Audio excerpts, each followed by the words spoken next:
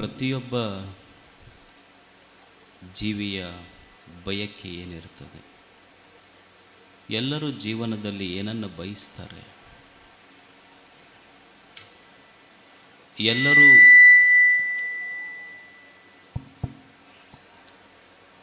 ಪ್ರತಿಯೊಬ್ಬ ವ್ಯಕ್ತಿ ಜೀವನದಲ್ಲಿ ಏನನ್ನು ಬಯಸ್ತಾನೆ? ಯಾವುದರಿಂದ ಒಬ್ಬ ವ್ಯಕ್ತಿಯ ಬದುಕು ಪರಿಪೂರ್ಣ ಆಗ್ತದೆ? ಏನು ಇರದೇ ಇದ್ದರೆ ಒಬ್ಬ ವ್ಯಕ್ತಿಯ ಬದುಕು ಅಪೂರ್ಣ ಆಗ್ತದೆ? ಏನು ಮನುಷ್ಯನ ಬದುಕಿನ ಬೆಲೆಯನ್ನು ಹೆಚ್ಚಿಸ್ತದೆ? ನೀವು ನೋಡಿ, ಒಂದು ಮನೆ ಕಟ್ಟಿಸ್ತೀರ, ಆ ಮನೆಗೆ ಒಂದು 50 ಲಕ್ಷ ರೂಪಾಯಿ ಖರ್ಚು ಮಾಡಿ ಮನೆ ಕಟ್ಟಿಸ್ತೀರ. 50 ಲಕ್ಷ ರೂಪಾಯಿ ಖರ್ಚು ಮಾಡಿ ಮನೆ ಕಟ್ಟಿಸಿ ಒಂದು 50 ಲಕ್ಷ ರೂಪಾಯಿಯ ಕಿಮ್ಮತ್ತಿನ ಸಾಮಾನುಗಳನ್ನು ತರ್ತೀರಿ. ನೀವು ಅಮೇರಿಕದ ಡೈನಿಂಗ್ ಟೇಬಲ್ ತರ್ತೀರಿ, ಜರ್ಮನಿ ಎಲೆಕ್ಟ್ರಿಕಲ್ ಸಾಮಾನು ತರ್ತೀರಿ, ಚೈನಾ ವಾಲ್ ತರ್ತೀರಿ, ಟೈಲ್ಗಳನ್ನು ತರ್ತೀರಿ. ಇವೆಲ್ಲ ತಂದು sofa set, dining table 50 lakh ರೂಪಾಯಿ ಖರ್ಚು ಮಾಡಿ ಕಟ್ಟಿದ ಮನೆಗೆ 50 ಲಕ್ಷ ರೂಪಾಯಿಯ ಸಾಮಾನುಗಳು ತಂದರೂ ಸಹಿತ ಮನೆ ಖಾಲಿ ಖಾಲಿ ಉಳಿತದೆ, ಮನೆ ತುಂಬೋದಿಲ್ಲ. 50 ಲಕ್ಷ ರೂಪಾಯಿ ಖರ್ಚು ಮಾಡಿ ಕಟ್ಟಿದ ಮನೆಗೆ 50 ಲಕ್ಷ ರೂಪಾಯಿ ಖರ್ಚು ಮಾಡಿ ತಂದ ಸಾಮಾನು ಮನೆ ತುಂಬೋದಿಲ್ಲ. ಆ ಮನೆ ತುಂಬಬೇಕಾದ್ರೆ ಏನೂ ಮಾಡಬೇಕಾಗಿಲ್ಲ, ಸುಮ್ಮನೆ ₹1 ಕೊಟ್ಟು ತಂದ ಮಣ್ಣಿನ ಪಣತಿಯ ದೀಪ ಹಚ್ಚರಿ ಬೆಳಕು ಮನೆ ತುಂಬುತ್ತದೆ ಹೊರತು ವಸ್ತುಗಳ ಮನೆ ತುಂಬ. ವ್ಯಕ್ತಿಯ ಜೀವನ ತುಂಬುವುದು ಸಂಪತ್ತಿನಿಂದ ಜೀವನ ತುಂಬುವುದಿಲ್ಲ, ಸಂತೋಷದಿಂದ ಬದುಕು ತುಂಬುತ್ತದೆ. ಜೀವನದಲ್ಲಿ ಸಂಪತ್ತು ಮುಖ್ಯ ಅಲ್ಲ, ಸಂತೋಷ ಮುಖ್ಯ ಅಷ್ಟೆ. ನಾವೆಲ್ಲರೂ ಸಂತೋಷವಾಗಿರಬೇಕು. ನಾವೆಲ್ಲರ ಬಯಕೆ ಏನು ಅಂದರೆ ನಾವು ಸಂತೋಷವಾಗಿರಬೇಕು. ನಮ್ಮ ಜೀವನದಲ್ಲಿ ನಾವು ಗೆಲುವನ್ನು ಸಾಧಿಸಬೇಕು. ಗೆಲುವಿನ ಬಯಕೆ ಎಲ್ಲರದಿದೆ. ನಾವೆಲ್ಲ ಗುಡಿ ಗುಂಡಾರಗಳಿಗೆ ಹೋಗ್ತೀವಿ. ದೇವರ ಹತ್ತಿರ ಹೋಗಿ ನಾವು ನನಗೆ ಸೋಲಾಗಲಿ ದುಃಖ ಆಗಲಿ ಅಂತ ಕಾಯಿ ಒಡಿಸ್ತೀವಿ? ಇಲ್ಲ. ದೇವರ ಹತ್ತಿರ ಹೋಗಿ ಬೇಡಿಕೊಳ್ಳುವುದು, ಭಗವಂತನೇ ನನ್ನ ಜೀವನದಲ್ಲಿ ಗೆಲುವಾಗಲಿ.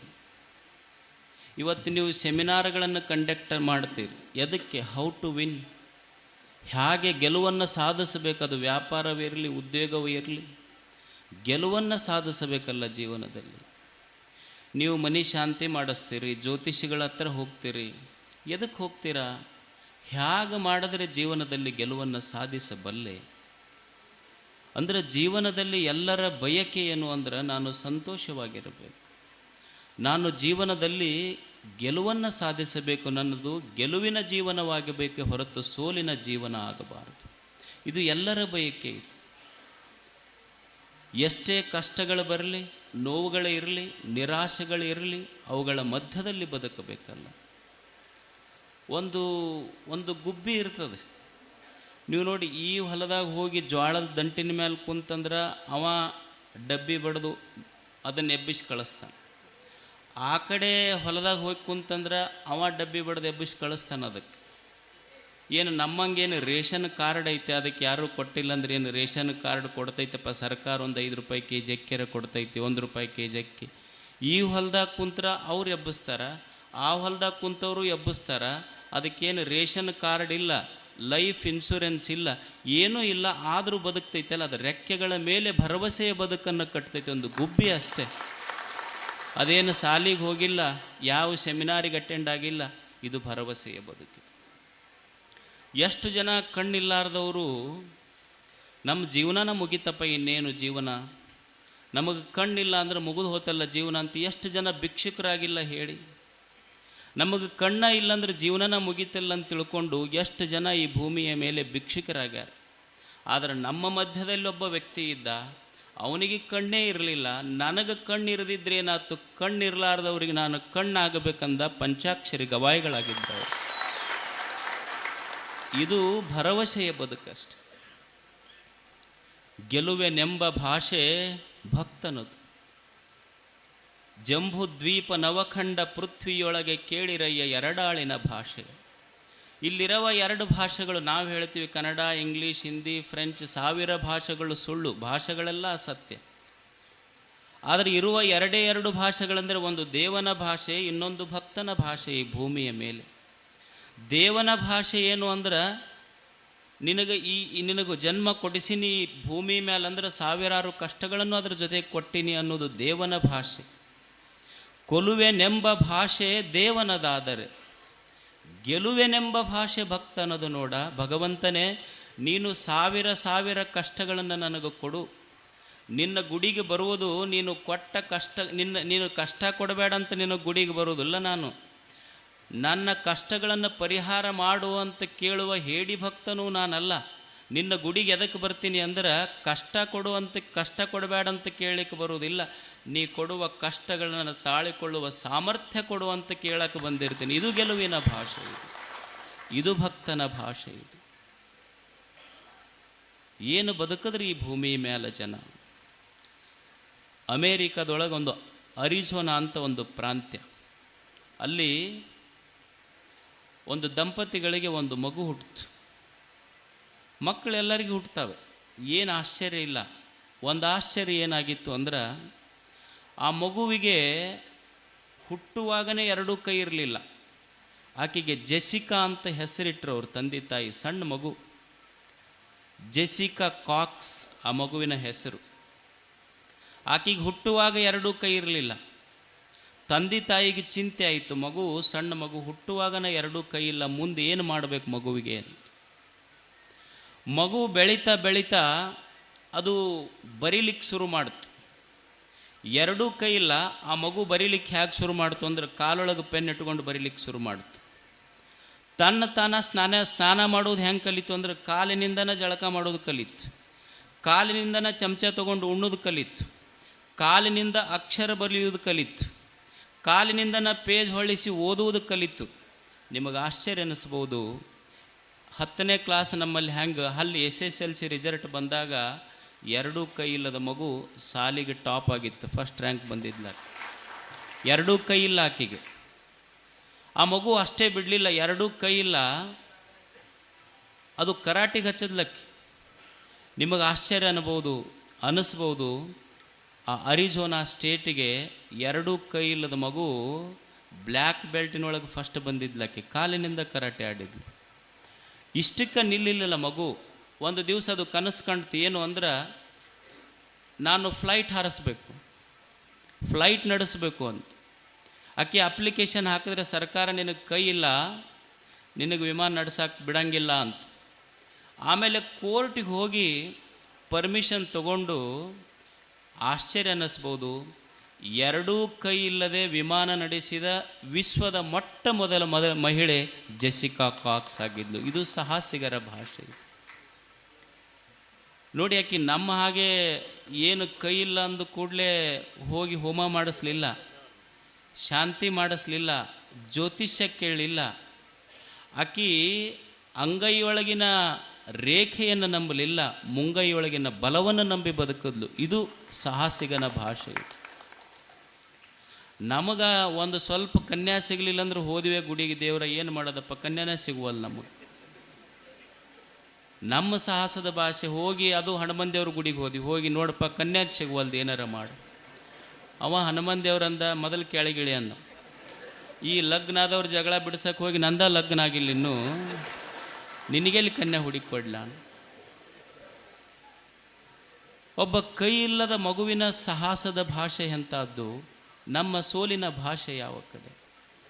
ಅದಕ್ಕೆ ಭೂಮಿಯ ಮೇಲೆ ಮನುಷ್ಯ ಬದುಕಬೇಕಾದ್ರೆ ಸಾಹಸದ ಭಾಷೆ ಇರಬೇಕು, ಗೆಲುವಿನ ಭಾಷೆ ಇರಬೇಕು. ಅದು ಜೀವನವನ್ನು ಕಟ್ಟುತ್ತದೆ. ಗೆಲುವಿನ ಭಾಷೆ ಎಷ್ಟು ಅದ್ಭುತ ಜೀವನದಲ್ಲಿ. ಸಾವಿನ ಸಂದರ್ಭದಲ್ಲಿಯೂ ಸಹಿತ ಉತ್ಸಾಹ ಬಿಡದ ಬದುಕೆಂಥದ್ದು. ಇವತ್ತು ನಾವು 75ನೇ ವರ್ಷದ ಸ್ವಾತಂತ್ರ್ಯೋತ್ಸವವನ್ನು ಆಚರಣೆ ಮಾಡ್ತಾ ಇದ್ದೀವಿ. ನಮಗೆ ಸ್ವಾತಂತ್ರ್ಯ ಬಂದಿದ್ದು ಹೀಗೆ ಬಂದಿದೆ ಏನು?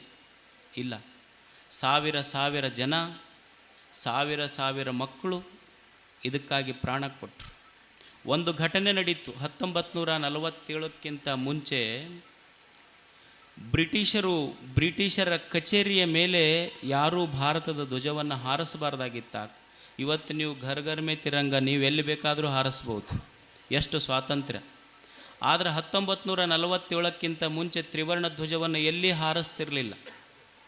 ಒಂದು 6-7ನೇ ಕ್ಲಾಸ್ ಓದುವ ಹುಡುಗ ಬ್ರಿಟಿಷರ ಕಚೇರಿಯ ಮೇಲೆ ಹೋಗಿ ತ್ರಿವರ್ಣ ಧ್ವಜವನ್ನು ಹಾರಿಸ್ದ. ಹುಡುಗರು, ಆ ಬ್ರಿಟಿಷರು 6-7 ವರ್ಷದ ಹುಡುಗನಿಗೆ ಗುಂಡು ಹಾಕಿದ್ರು. ಆ ಹುಡುಗನ ಆಸ್ಪತ್ರೆಗೆ ಕರ್ಕೊಂಬಂದರು. ಆಸ್ಪತ್ರೆಗೆ ಕರ್ಕೊಂಡು ಬಂದ ಮೇಲೆ ಆ ಹುಡುಗನಿಗೆ ಪ್ರಜ್ಞೆ ತಪ್ಪಿತು. ಪ್ರಜ್ಞೆ ಬಂದ ಮೇಲೆ ಆ ಹುಡುಗ ಕೇಳ್ತಾನೆ, ನಾ ಎಲ್ಲಿ ಬಂದೀನಿ? ಇಲ್ಲ, ನೀ ಆಸ್ಪತ್ರೆಯೊಳಗೆ ಬಂದಿ. ಯಾಕೆ ನಿನಗೆ ಆಸ್ಪತ್ರೆಗೆ ಯಾಕೆ ಕರ್ಕೊಂಬಂದ್ರೆ ನನಗಂತ ಕೇಳ್ತಾನೆ ಹುಡುಗ. ಆವಾಗ ಡಾಕ್ಟ್ರ್ ಹೇಳಿದ್ರು, ಇಲ್ಲ, ನಿನಗೆ ಬ್ರಿಟಿಷರ ಕಚೇರಿಯ ಮೇಲೆ ತ್ರಿವರ್ಣ ಧ್ವಜ ಹಾರಿಸುವಾಗ ಬ್ರಿಟಿಷರು ಗುಂಡು ಹಾಕಿದ್ರು, ನಿನಗೆ ಪ್ರಜ್ಞೆ ತಪ್ಪಿತ್ತು, ಅದಕ್ಕೆ ಆಸ್ಪತ್ರೆಗೆ ಕರ್ಕೊಂಬಂದಿವಿ. ಆ ಹುಡುಗ ಕೇಳ್ತಾನೆ, ಬ್ರಿಟಿಷರು ಹಾರಿಸಿದ ಗುಂಡು ಏನು ನನ್ನ ಎದೆಯಾಗಿಂದ ಹೋಗೈತೆ, ಏನು ಬೆನ್ನಾಗಿಂದ ಬಂದೈತಿ? ನಾವು ಆಗಿದ್ರೆ ಯಪ್ಪ ದೇವರ ಉಳಿಸಿದೆಪ್ಪ ನಮ್ಮನ್ನಂತಿದ್ದೆ.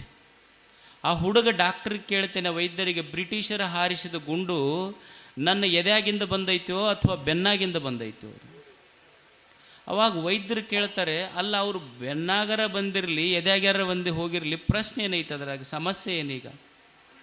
ಅವಾಗ ಹುಡುಗ ಹೇಳ್ತಾನೆ, ಇಲ್ಲ, ನೀವು ಹೇಳಬೇಕು ನನಗೆ. ಯಾಕಂದ್ರೆ ಬ್ರಿಟಿಷರ ಹಾರಿಸಿದ ಗುಂಡು ನನ್ನ ಬೆನ್ನೊಳಗಿಂದ ಹೋಗಿತ್ತು ಅಂದ್ರೆ ನನ್ನ ದೇಶದ ಜನರಿಗೆ ತಪ್ಪು ಸಂದೇಶ ಹೋಗ್ತೈತಿ. ಏನು ಅಂದ್ರೆ, ಈ ಹುಡುಗ ಬ್ರಿಟಿಷರ ಗುಂಡಿಗೆ ಹೆದರಿ ಓಡುವಾಗ ಅವರು ಗುಂಡು ಹಾಕ್ಯಾರ ಅಂತ ತಪ್ಪು ಸಂದೇಶ ನನ್ನ ದೇಶದ ಜನರಿಗೆ ಹೋಗಬಾರದು. ಅಕಸ್ಮಾತ್ ನನ್ನ ಎದೆಯೊಳಗಿಂದ ಗುಂಡು ಹೋಗಿತ್ತು ಅಂದ್ರೆ ಸಂತೋಷದಿಂದ ಪ್ರಾಣ ಬಿಡ್ತೀನಿ. ಏನು ಅಂದ್ರೆ, ಈ ಹುಡುಗ ಅವರ ಗುಂಡಿಗೆ ಎದೆ ಕೊಟ್ಟು ಸಾವನ್ನಪ್ಪಿದ ಅನ್ನುವಂಥ ಸಂದೇಶ ನನ್ನ ದೇಶದ ಜನರಿಗೆ ಹೋಗ್ತೈತಲ್ಲ, ಸಂತೋಷದ ಪ್ರಾಣ ಬಿಡ್ತೀನಿ. ಸಾವಿನಂಚಿನಲ್ಲಿಯೂ ಸಹಿತ ಗೆಲುವಿನ ಭಾಷೆ ಇದು. ಇದು ಬದುಕನ್ನು ಕಟ್ಟುತ್ತದೆ. ನಾವೆಷ್ಟು ಜನ ವ್ಯಾಪಾರಸ್ಥರದೀವಿ. ವ್ಯಾಪಾರಸ್ಥರು ನಮ್ಮಲ್ಲಿ ಏನಿರ್ತದೆ, ವ್ಯಾಪಾರಸ್ಥರು ಸಾಮಾನ್ಯವಾಗಿ ಅವರೊಂದು ಶಬ್ದ ಹೇಳ್ತಿರ್ತಾರೆ. ಈಗ ನೀವೆಷ್ಟೋ ಜನರಿಗೆ ಸನ್ಮಾನ ಮಾಡಿದ್ರಿ, ಭಾಳ ಜನ ಅಂತಿರ್ತಾರೆ, ಏನು ರೊಕ್ಕ ಇದ್ದರೆ ನಾವು ಭಾಳ ದೊಡ್ಡ ಬಿಸ್ನೆಸ್ ಮಾಡ್ಬೋದು ರೀ, ಏನು ರೊಕ್ಕ ಬೇಕು ಎಲ್ಲದಕ್ಕೂ ಈಗ ಅಂತಿರ್ತೀವಿ ನಾವು. ಒಬ್ಬ ಹಿಂದಿ ಕವಿ ಭಾಳ ಚಂದ ಒಂದು ಮಾತು ಹೇಳ್ತಾನೆ, इंसान कहता है हाथ में पैसा आ जाए कुछ करके दिखाता हूँ. इंसान कहता है हाथ में पैसा आ जाए कुछ करके दिखाता हूँ. पैसा कहता है कुछ करके तो दिखाओ मैं हाथ में आता हूँ. ಮನುಷ್ಯ ಅಂತಿರ್ತಾನಂತ, ನನಗೂ ಕೈಯಾಗ ರೊಕ್ಕಿದ್ರೆ ಏನಾರ ಮಾಡ್ಬೋದ್ರಿ ಅಂತ ಮನುಷ್ಯ ಅಂತಿರ್ತಾನಂತ. ರೊಕ್ಕ ಅಂತಿರ್ತೈತಿ, ನಿಮ್ಮ ಮೊದಲು ಏನಾರ ಮಾಡಿ ಆಮೇಲೆ ನಿನ್ನ ಕೈಯಾಗ ಬರ್ತೀನಿ ಅಂತ ರೊಕ್ಕ ಅಂತಿರ್ತೈತಿ ಅಂತ ಮನುಷ್ಯ. ಇದು ಗೆಲುವಿನ ಭಾಷೆ ಇದು. ಅದಕ್ಕೆ ಪ್ರತಿಯೊಬ್ಬ ವ್ಯಕ್ತಿ ಜೀವನದಲ್ಲಿ ಬಯಸುವುದು ಈ ಗೆಲುವನ್ನು. ಇದು ಆದರೂ ಜೀವನದ ಮೇಲೆ ಇದು ಹೀಗೇ ಇರುವುದಿಲ್ಲ. ಜೀವನದ ಮೇಲೆ ಯಾವಾಗಲೂ ಗೆಲುವಿರ್ತದೇನು, ಯಾವಾಗಲೂ ಲಾಭವೇ ಇರ್ತದೇನು, ಯಾವಾಗಲೂ ಸನ್ಮಾನಗಳೇ ಇರ್ತವೇನು, ಯಾವಾಗಲೂ ಶ್ರೀಮಂತಿಕೆ ಇರ್ತೈತೇನು? ಇರುವುದಿಲ್ಲ. ಇದು ಜೀವನದ ಮೇಲೆ ಇದು ಮಿಶ್ರಣ. ಇದು ಒಮ್ಮೆ ಗೆಲುವಾಗ್ತದೆ, ಒಮ್ಮೆ ಸೋಲಾಗ್ತದೆ, ಒಮ್ಮೆ ಲಾಭ ಆಗ್ತದೆ, ಒಮ್ಮೆ ಹಾನಿ ಆಗ್ತದೆ, ಒಮ್ಮೆ ಸನ್ಮಾನಗಳು ಬರ್ತವೆ, ಒಮ್ಮೆ ಅಪಮಾನಗಳು ಬರ್ತವೆ, ಒಮ್ಮೆ ಶ್ರೀಮಂತಿಕೆ ಬರ್ತದೆ, ಒಮ್ಮೆ ಬಡತನ ಬರ್ತದೆ. ಇವೆರಡರ ಮಧ್ಯದಲ್ಲಿ ಮನುಷ್ಯ ಸಂತೋಷವಾಗಿ ಬದುಕುವುದನ್ನು ಕಲಿಬೇಕಾಗ್ತದೆ. ಗೀತೆ ಒಂದು ಸುಂದರ ಮಾತು ಬರೀತದೆ, ಯಂ ಹಿ ನ ವ್ಯಥಯಂತೇತೆ ಪುರುಷಂ ಪುರುಷರ್ಷಭ ಸಮದುಃಖ ಸುಖಂ ಧೀರಂ ಸೋ ಅಮೃತತ್ವಾಯ ಕಲ್ಪತೆ. ತಪಸ್ವಿ ಅಂತ ಯಾರಿಗೆ ಕರಿಬೇಕು ಅಂದ್ರೆ, ಯಾರು ಜೀವನದಲ್ಲಿ ನಿಜವಾದ ತಪಸ್ವಿಗಳು ಅಂದ್ರೆ ನಾವೇನು ತಿಳ್ಕೊಂಡಿರ್ತೀವಿ, ತಪಸ್ವಿ ಅಂದ್ರೆ ಯಾರು ತಲೆ ಕೆಳಗೆ ಮಾಡಿ ಕಾಲು ಮ್ಯಾಲೆ ಮಾಡಿ ನಿಂತಿರ್ತಾರಲ್ಲ ಅವರಿಗೆ ತಪಸ್ವಿಗಳು ಅನ್ಬೇಕಂತ ನಾವು ಅಂತೀವಿ. ಮತ್ತು ತಲೆ ಕೆಳಗೆ ಮಾಡಿ ಕಾಲು ಮ್ಯಾಲೆ ಮಾಡಿ ನಿಂದಿರೋರ ತಪಸ್ವಿಗಳು ಅಂತ ಅನ್ನುವುದಾದ್ರೆ, ನಿಮ್ಮ ಮನೆಯಾಗಿನ ತೋಲು ಬಾವಲಿನೂ ತಲೆ ಕೆಳಗೆ ಮಾಡಿರ್ತೈತಿ, ಕಾಲು ಮ್ಯಾಲೆ ಮಾಡಿರ್ತೈತಿ, ಅದು ತಪಸ್ವಿ ಅನ್ಲಿಕ್ಕೆ ಆಗ್ತೈತೆ? ಇಲ್ಲ, ತಪ್ಪಲ ತಿಂದು ಬದುಕವ್ರು ತಪಸ್ವಿಗಳು ರೀ ಅಂತ ನೀವು ಅನ್ನುವುದಾದರೆ, ನಿಮ್ಮ ಹೊಲದಾಗಿನ ಕೀಡಿರ್ತೈತಲ್ಲ, ಕೀಡಿನೂ ಸಹಿತ ತಪ್ಪಲನ ತಿಂತಿರ್ತೈತೆ, ಅದು ತಪ್ಪಲ ತಿಂದ ಬದುಕ್ತೈತೆ. ಯಾರು ನಿಜವಾದ ತಪಸ್ವಿಗಳು ಅಂದ್ರೆ ತಲೆ ಕೆಳಗೆ ಮಾಡಿ ಕಾಲು ಮ್ಯಾಲೆ ಮಾಡಿ ನಿಂದ್ರವ್ರು ತಪಸ್ವಿಗಳಲ್ಲ. ಬರೇ ತಪ್ಪಲ ತಿಂದು ಬದುಕವರು ತಪಸ್ವಿಗಳಲ್ಲ. ಯಾರು ನಿಜವಾದ ತಪಸ್ವಿ ಅಂದರೆ ಜೀವನದಲ್ಲಿ ಅದು ಬಡತನವೇ ಬರಲಿ, ಶ್ರೀಮಂತಿಕೆಯೇ ಬರಲಿ, ಲಾಭವೇ ಆಗಲಿ, ಹಾನಿಯೇ ಆಗಲಿ, ಮಾನವೇ ಇರಲಿ, ಸನ್ಮಾನವೇ ಇರಲಿ, ಬಡತನ, ಶ್ರೀಮಂತಿಕೆ, ಮಾನ, ಅಪಮಾನ, ಹುಟ್ಟು, ಸಾವು, ನೋವು, ನಲಿವು ಇವೆರಡನ್ನೂ ಸಮಾನವಾಗಿ ಸ್ವೀಕರಿಸುವ ಮನೋಭಾವ ಯಾವನಲ್ಲಿರ್ತೈತಲ್ಲ ಅವ ನಿಜವಾದ ತಪಸ್ವಿ ಆಗ್ತಾನೆ ಭೂಮಿಯಲ್ಲಿ. ಎಲ್ಲರ ಜೀವನದಲ್ಲಿ ಕಷ್ಟಗಳು ಬರವ ಇಲ್ಲ. ಇದು ವಿಶ್ವ, ಇದು ಪ್ರಪಂಚ, ಇದು ಜಗತ್ತಿದು. ಜಗತ್ತಿನ ಅರ್ಥವೇ ಜಮ್ ಗಚ್ಚತಿ ಇತಿ ಜಗತ್ತಂತ. ಜಗತ್ತಂದ್ರೆ ಇದರ ಅರ್ಥ ಏನು ಅಂದ್ರೆ ಏನಿದೆಯೋ ಅದು ಹಾಗೆ ಉಳಿಯುವುದಿಲ್ಲ,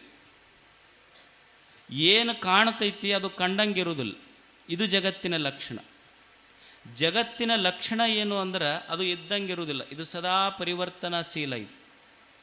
ಇಲ್ಲಿ ಏನಿದೆಯೋ ಅದು ಹಂಗೆ ಉಳಿಯುವುದಿಲ್ಲ, ಇದು ಜಗತ್ತಿನ ನಿಯಮ. ನಿಮಗೆ ಸ್ವಚ್ಛ ಕನ್ನಡದಾಗ ಹೇಳ್ಬೇಕಂದ್ರೆ ಜಗತ್ತಂದ್ರೆ ಏನ್ರಿ ಅಂದ್ರೆ ಒಟ್ಟು ಇದ್ದಂಗಿರೋದಿಲ್ಲ, ಇದು ಜಗತ್ತು. ಬೇಕಾದ್ದು ತಗೊಳ್ರಿ, ನೀವು ಬೇಕಾದ್ದು ತಗೊಳ್ರಿ, ಇದು ಜಗತ್ತಿನ ನಿಯಮವೇ ಏನು ಅಂದ್ರೆ ಅದು ಇದ್ದಂಗಿರೋದಿಲ್ಲ, ಒಟ್ಟು ಬದಲಾವಣೆ ಆಗ್ತೈತಿ. ಮೊದಲ ಸಾಮಾನ್ಯವಾಗಿ ನಾವೇನಿದ್ವಿ, ಬಾಲಕರಿದ್ವಿ, ಯುವಕರಾದ್ವಿ, ಮುಪ್ಪಾತು, ಸಾವಾತು. ಏನು ಬಾಲಕರಿದ್ದವ್ರು ಹಂಗೆ ಬಾಲಕರಾಗೆ ಉಳ್ದಾರೇನು? ಇಲ್ಲ. ಬೀಜ ಐತಿ, ಬೀಜ ಆಗಿನೇ ಉಳ್ದೈತೇನು? ಬೀಜ ವೃಕ್ಷ ಒಂದು ದಿವಸ ಹಣ್ಣು ಕೊಟ್ಟು ಮತ್ತೆ ಮುರಿದು ಬಿತ್ತದು. ಎಲ್ಲವೂ ಬದಲಾವಣೆ ಆಗ್ತದೆ. ಈ ಜಗತ್ತಿನಲ್ಲಿ ಬದಲಾವಣೆ ಆಗದೆ ಯಾವುದೂ ಉಳಿಯುವುದಿಲ್ಲ. ಒಟ್ಟು ವಸ್ತುಗಳೇನದವ ಇದ್ದಂಗೆ ಇರುವುದಿಲ್ಲ. ಇಲ್ಲಿ ಒಬ್ಬ ಶ್ರೀಮಂತ ಇರ್ತಾನೆ, ಖಾಯಂ ಶ್ರೀಮಂತ ಇದ್ದವ ಶ್ರೀಮಂತನೇ ಇರ್ತಾನೆ, ಏನೋ ಒಮ್ಮೆ ಬಡವ ಆಗ್ತಾನೆ, ಒಮ್ಮೆ ಬಡವ ಇದ್ದವ ಮತ್ತು ಶ್ರೀಮಂತ ಆಗ್ತಾನೆ. ಇದು ಬದಲಾವಣೆ ಆಗ್ತೈತಿ ಜಗತ್ತು.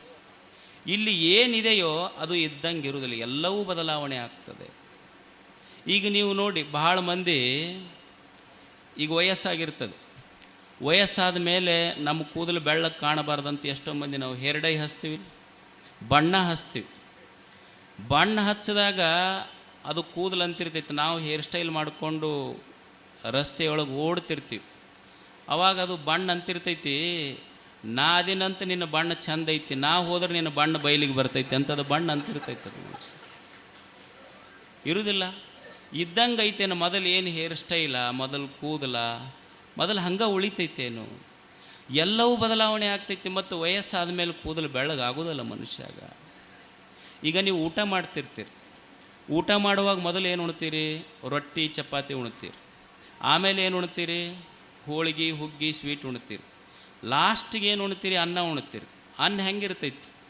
ಬೆಳ್ಳಗಿರ್ತೈತಿ. ಅಂದ್ರೆ ಬೆಳೆಯ ಅನ್ನ ಉಣ್ಣಾಕತ್ತಾನಂದ್ರೆ ಊಟ ಮುಗಿಯಾಕೆ ಬಂದೈತೆ ಅಂತ ತಿಳ್ಕೊಬೇಕು. ತಲೆಯಾಗ ಬೆಳೆಯಾಗ ಕೂದಲು ಬಂದವಂದ್ರೆ ಜೀವನ ಮುಗಿಯಾಕೆ ಬರಾಕತ್ತೈತೆ ಅಂತ ತಿಳ್ಕೊಬೇಕಷ್ಟೆ. ಇಲ್ಲಿ ಯಾವುದು ಇದ್ದಂಗೆ ಇರುವುದಿಲ್ಲ, ಎಲ್ಲವೂ ಬದಲಾವಣೆ ಆಗ್ತೈತೆ ಅಷ್ಟೆ. ಇದು ಜಗತ್ತಿನ ನಿಯಮ. ಇದ್ದಂಗೆ ಇರೋದಿಲ್ಲ ಇದು ಎಲ್ಲವೂ ಬದಲಾವಣೆ ಆಗ್ತೈತಿ. ನೀವು ಮದುವೆ ಆಗಿರಿ, ಮದುವೆ ಆಗಾಗ ನಿಮ್ಮ ಮದುವೆ ಫೋಟೋ ನೋಡ್ರಿ, ಏನು ಒಂದ ಕೋಕೋ ಬಾಟ್ಲಿ ಇರ್ತೈತಿ, ಸ್ಟ್ರಾ 2 ಇಟ್ಟಿರ್ತಾರೆ. ಯಾವಾಗ ಮದುವೆ ಅವಾಗ ನೀವೇನು ನಕ್ಕಿದ್ದು, ನಿಮ್ಮ ಫೋಟೋ ತೆಗಿಯೋರು ನಗರಿ ಸರ್, ಸ್ವಲ್ಪ ಸ್ಮೈಲ್ ಪ್ಲೀಸ್ ಅಂತಿರ್ತಾರೆ, ಸ್ವಲ್ಪ ನಗರಿ ಸರ್, ಸ್ವಲ್ಪ ಈಗ ಅಷ್ಟ ನಗರಿ, ಮುಂದೆ ಖಾಯಂ ನಿಮ್ದು ಅಳದೈತಿ, ಹೌದಲ್ಲ? ಅವಾಗಿಂದ ನೋಡ್ರಿ, ಒಂದ ಬಾಟ್ಲಿ 2 ಸ್ಟ್ರಾ, ನಿಮ್ಮ ತುತ್ತು ಅವ್ರ ಬಾಯಾಗ, ಅವ್ರ ತುತ್ತು ನಿಮ್ಮ ಬಾಯಾಗ. ಈಗ ನೋಡ್ರಿ, ಒಂದು ಆ ಕಡೆ ಕುಂತಿರ್ತೈತಿ, ಒಂದು ಈ ಕಡೆ ಕುಂತಿರ್ತೈತಿ.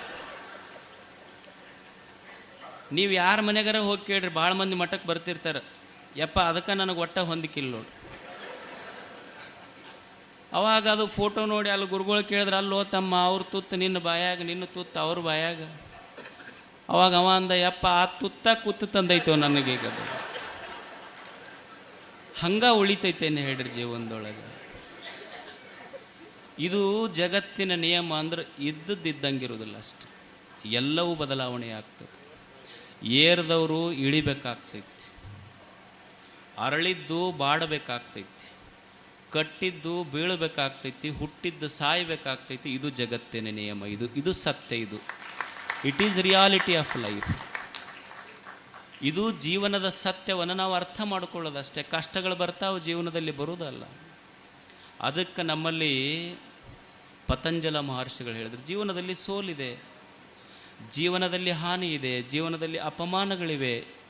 ಇದಕ್ಕೇನು ಸೂತ್ರ ಹೊರಗೆ ಬರಬೇಕಲ್ಲ ಮನುಷ್ಯ? ತಪ ಸ್ವಾಧ್ಯಾಯ ಈಶ್ವರ ಪ್ರಣಿಧಾನಾನಿ. ಮನುಷ್ಯಕ್ಕೆ ಸ್ವಲ್ಪ ಗೊತ್ತಿರಬೇಕು, ಸ್ವಾಧ್ಯಾಯ ಚಿಂತನೆ ಮಾಡಬೇಕಂತ ಮನುಷ್ಯ. ಏನು ಅಂದ್ರೆ ಆತ್ಮವಿಮರ್ಶೆ ಮಾಡ್ಕೋಬೇಕು. ಯಾಕೆ ಸೋಲಾತ ನನಗೆ? ಜೀವನದಲ್ಲಿ ಈಗ ಒಬ್ಬ ವಿದ್ಯಾರ್ಥಿ ಇರ್ತಾನೆ. ಒಬ್ಬ ವಿದ್ಯಾರ್ಥಿಗೆ ಒಂದೇ ಕ್ಲಾಸ್ ಇದೆ, ಒಬ್ಬನೇ ಟೀಚರ್ ಇದ್ದಾನೆ, ಒಂದೇ ಸಬ್ಜೆಕ್ಟ್. ಒಬ್ಬ ರ್ಯಾಂಕ್ ಬಂದ, ಒಬ್ಬ ಫೇಲ್ ಆಗ್ಯಾನ. ಒಬ್ಬ ವಿದ್ಯಾರ್ಥಿ ಅವನ ಆತ್ಮಾವಲೋಕನ ಮಾಡ್ಕೊಳ್ಳೋದು, ಆತ್ಮವಿಮರ್ಶೆ ಮಾಡ್ಕೊಳ್ಳೋದು, ಯಾಕೆ ಅವ ಫಸ್ಟ್ ಬಂದ, ಯಾಕೆ ನನಗೆ ಲಾಸ್ಟ್ ಆದ. ಒಬ್ಬ ವ್ಯಾಪಾರಸ್ಥ ಇರ್ತಾನೆ, ಅಂಗಡಿ ಮಗ್ಗಲು ಒಂದೇ, ವರ್ತಕರು ಒಂದೇ, ನೀವು ಗಂಜಿನೊಳಗೆ ಇರ್ತೀರಿ. ಒಬ್ಬ ದೊಡ್ಡ ವ್ಯಾಪಾರಸ್ಥನಾಗಿ ಭಾಳಷ್ಟು ಲಾಭ ಮಾಡ್ಕೊತಾನ, ಒಂದೇ ಗಂಜು, ಒಂದೇ ವ್ಯಾಪಾರ. ಒಬ್ಬ ಬಹಳ ಬೆಳೆದ, ನಾ ಯಾಕೆ ಬೆಳೀಲಿಲ್ಲ? ನನ್ನ ಸೋಲಿಗೆ ಕಾರಣ ಏನು ಅನ್ನೋದು ಮೊದಲು ಆತ್ಮವಿಮರ್ಶೆ ಮಾಡ್ಕೋಬೇಕಾಗ್ತೈತೆ ಮನುಷ್ಯ. ನಮ್ಮ ಸೋಲಿಗೆ ಏನು ಕಾರಣ ಅಂದ್ರೆ ನಾವು ಈ ಬದುಕನ್ನು ಹ್ಯಾಂಗೆ ಸ್ವೀಕಾರ ಮಾಡಬೇಕಂತ ಗೊತ್ತಿಲ್ಲ. ಬಹಳ ಆಡಂಬರದ ಬದುಕಿಗೆ ಮನುಷ್ಯ ಬಿದ್ದಿರ್ತಾನೆ. ಈಗ ನಾವು ಭಾಳ ಮಂದಿ ನೋಡ್ರಿ ಮನೆ ಕಟ್ಟಿಸ್ತೀವಿ. ಮನೆ ಎಲ್ಲರೂ ನಮ್ಮ ಮನೆ ಮಗ್ಗಲ್ದವ್ರು ಕಟ್ಟಿಸಿದ್ರಂದ್ರೆ ನಾನು ಒಂದು ದೊಡ್ಡ ಮನೆ ಕಟ್ಟಿಸೋದ, ಅವ ಮಾರ್ಬಲ್ ಹಾಕ್ಯಾನಂದ್ರೆ ನಾನು ಮಾರ್ಬಲ್ ಹಾಕೋದ. ಆದ್ರೆ ನನಗೆ ಎಷ್ಟು ಶಕ್ತಿ ಐತಿ ಅಷ್ಟು ಗೊತ್ತಿಲ್ಲ. ನೀವು ಭಾಳ ಮಂದಿ ನೋಡ್ರಿ ಮನೆ ಕಟ್ಟಿಸ್ತಾರ. ಮನೆ ಹೆಂಗೆ ಕಟ್ಟಿಸ್ತಾರೆ ಅಂದ್ರೆ ಭಾಳ ಸಾಲ ಮಾಡಿ ಮನೆ ಕಟ್ಟಿಸ್ತಾರೆ. ಅದು ಸಾಲ ತುಂಬಕ್ಕಾಗಲಾರ್ದಕ್ಕೆ ತಾವು ಒಂದು ಬಾಡಿಗೆ ಮನೆಯಾಗಿದ್ದು ಅದನ್ನು ಬಾಡಿಗೆ ಕೊಡ್ತಾರೆ. ಅದು ಬಾಡಿಗೆನೂ ಮುಟ್ಟೋದಿಲ್ಲ, ಕೊನೆಗೆ ಮನೆ ಮಾರಿ ಖಾಯಂ ಬಾಡಿಗೆ ಮನೆಯಾಗ ಉಳಿತಾನೆ. ಅವೇನು ಮನ್ಯಾಗ ಹೋಗೋದಿಲ್ಲ ಹೊಸ ಮನ್ಯಾಗ. ಗೊತ್ತಾಗಬೇಕಲ್ಲ ಮನುಷ್ಯಾಗ ಎಷ್ಟು ಸಾಲ ಮಾಡಬೇಕು, ಎಷ್ಟು ಸಾಲ ಮಾಡಿದ್ರೆ ನಾನು ಬೆಳಿತೀನಿ ಅನ್ನೋದು ಗೊತ್ತಿರಬೇಕು.